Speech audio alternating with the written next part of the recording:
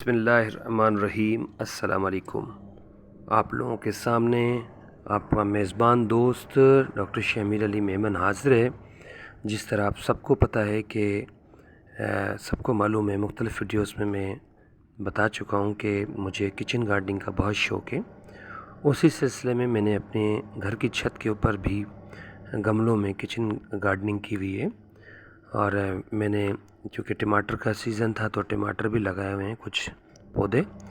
تو as usual جس طرح میں آج آیا، آپ سب جانتے ہیں کہ آج 5 نومبر سیٹرڈے کا دن ہے 2022۔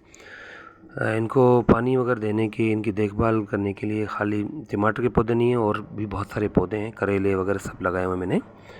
تو ان کو جب میں آیا ان کی دیکھ بھال کے لیے، تو میری جو ہے وہ ٹماٹر کے اس ٹہنی پہ جیسے ہی نظر پڑی تو سڈن میری سوچ نے فلیش بیک کیا کہ یہ دیکھیں، یہ ٹماٹر لگے ہیں اور یہ اس ٹماٹر کے پودے کی ٹہنی ہے جس میں پھل لگا ہوا ہے۔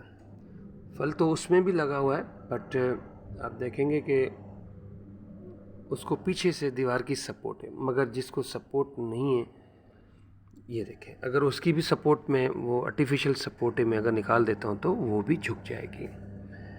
بتانے کا مقصد یہ ہے کہ آپ دیکھیں گے کہ یہ پودے کی ٹہنی جب پھل لگ گیا ہے تو جھک گئی ہے، مطلب جھکنا از سائن آف ہمبلنس۔ یہ دیکھیں، ان میں پھول لگے ہوئے ہیں۔ جب پودا جھک سکتا ہے تو انسان کیوں نہیں؟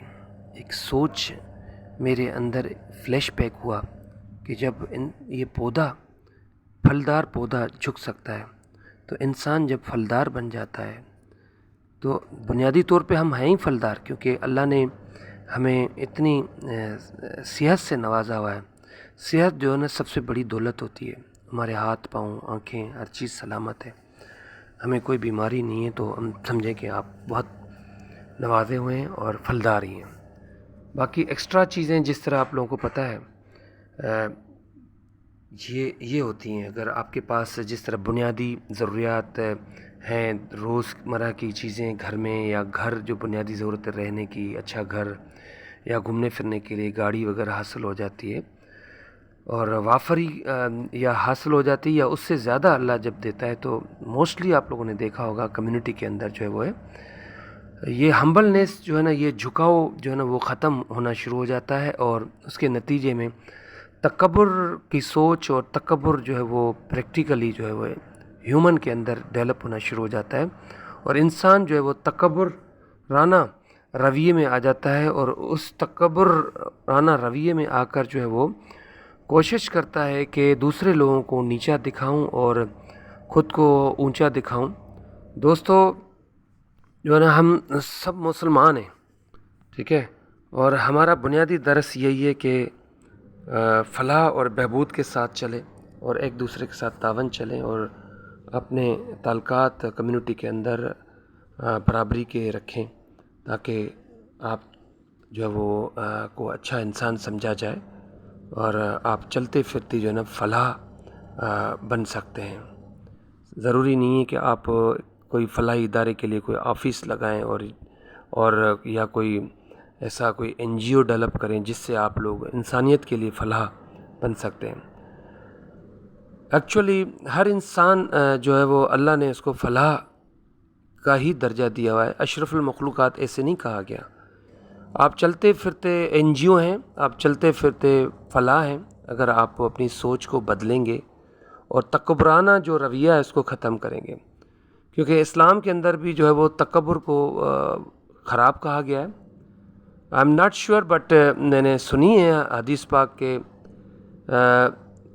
اگر تکبر آپ کے اندر نہیں ہے تو اونٹ کو جو ہے نا، جو سوئی کا سوراخ ہے نا، اس سے بھی آپ گزار سکتے ہیں۔ اگر تکبرانہ سوچ ہے اور تکبرانہ بیہیویئر ہے تو آپ جنت کے قریب بالکل نہیں جا سکتے۔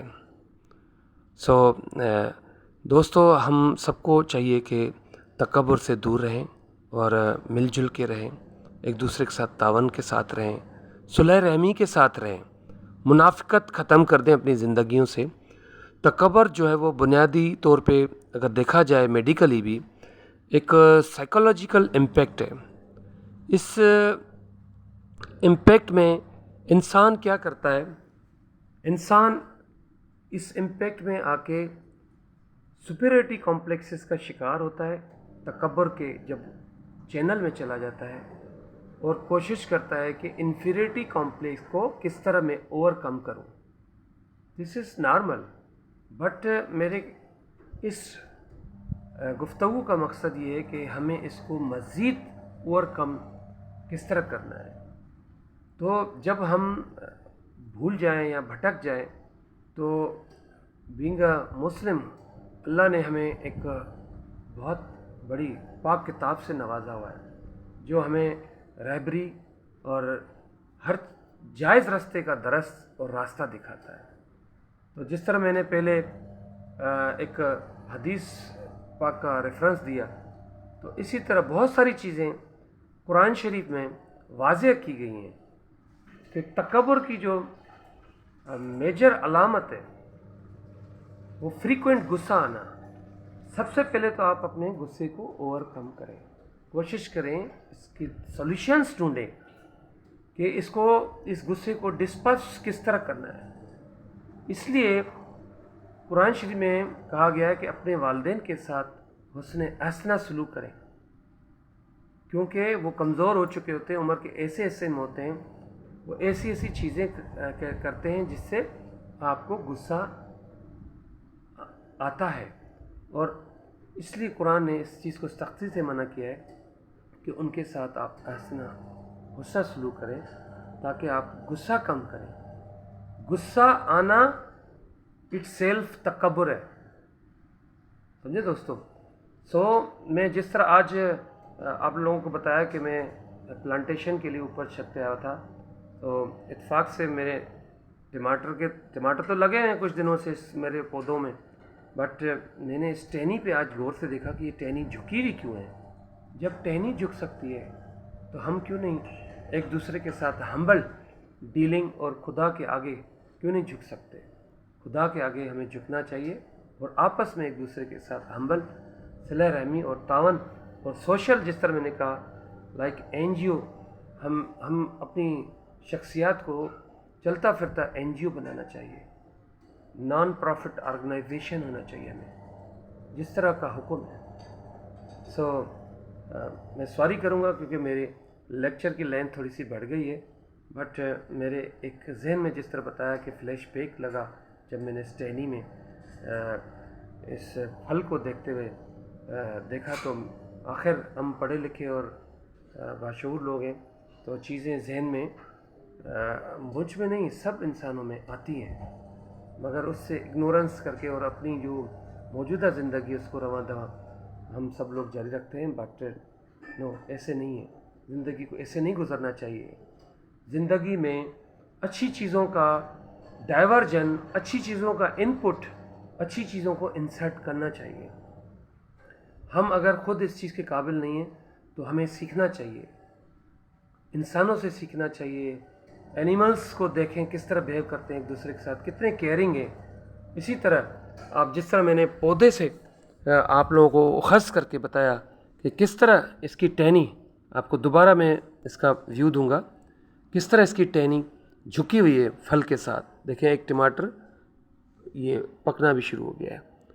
تو اس نے تو تکبر نہیں کیا، یہ تکبر کر سکتی تھی کہ میرے میں تو پھل ہے، میں تو مالدار ہوں، مجھے تو جو ہے وہ اوپر رہنا چاہیے اور ان پودوں کو نیچے رہنا چاہیے جن کے اندر پھل نہیں ہیں.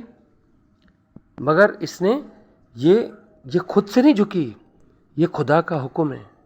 خدا ایکچولی ہمیں چیزوں سے بھی درس دے رہا ہوتا ہے. میرے اس چھوٹے سے بات چیت کا مقصد بھی یہی ہے کہ ہم سب کو تکبر کو کم کرنا چاہیے، ایروگینس کو کم کرنا چاہیے. ہمیں ایروگینس نہیں بننا چاہیے، ہمیں ایک دوسرے کو نیچا نہیں دکھانا چاہیے، ایک دوسرے کے ساتھ غصہ نہیں کرنا چاہیے. ہمیں اس طرح پیدا نہیں کیا گیا، ہمیں اس مٹی سے پیدا کیا ہوا ہے، ہمیں اسی خاک میں جانا ہے.